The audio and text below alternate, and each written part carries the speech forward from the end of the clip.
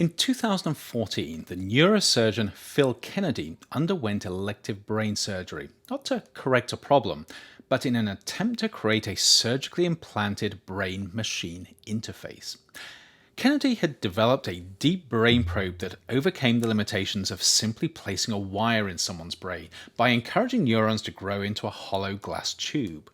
By experimenting on himself, he hoped to gain insight into how the parts of the brain associated with language operate and whether he could decode neural signals as words.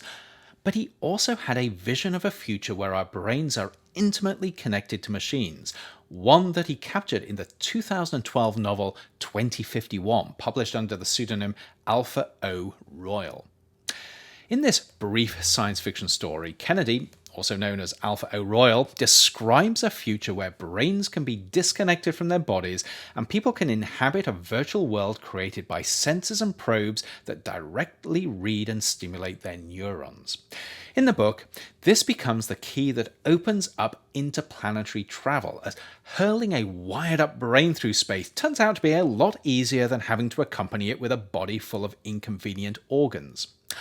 Fantastical as the book is, Kennedy uses it to articulate his belief that the future of humanity will depend on connecting our brains to the wider world through increasingly sophisticated technologies, starting with his hollow brain probes and extending out to wirelessly linked probes that are able to read and control neurons via light pulses. Amazingly, we're already moving closer to some of the sensing technologies that Kennedy envisioned in 2051. In 2016, researchers at the University of California, Berkeley announced that they had built a millimeter-sized wireless neural transmitter that they dubbed neural dust. Small numbers of these, it was envisaged, could be implanted in someone's head to provide wireless feedback on neural activity from specific parts of the brain. The idea of neural dust is still at a very early stage of development, but is not beyond the realm of reason that these sensors could one day be developed into sophisticated wireless brain interfaces. And so, while Kennedy's sci-fi story stretches credulity, reality isn't as far behind as we might think. There's another side of Kennedy's story that's relevant here, though. 2051 is set in a future where artificial intelligence and nanobots, which we'll re-encounter in Chapter 9, have become a major threat.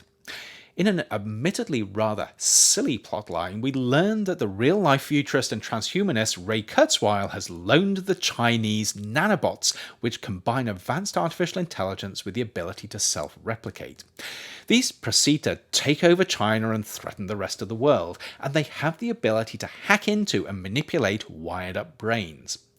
Because everything that these brains experience becomes through their computer connections, the AI nanobots can effectively manipulate someone's reality with ease, and even create an alternate reality that they are incapable of perceiving as not being real.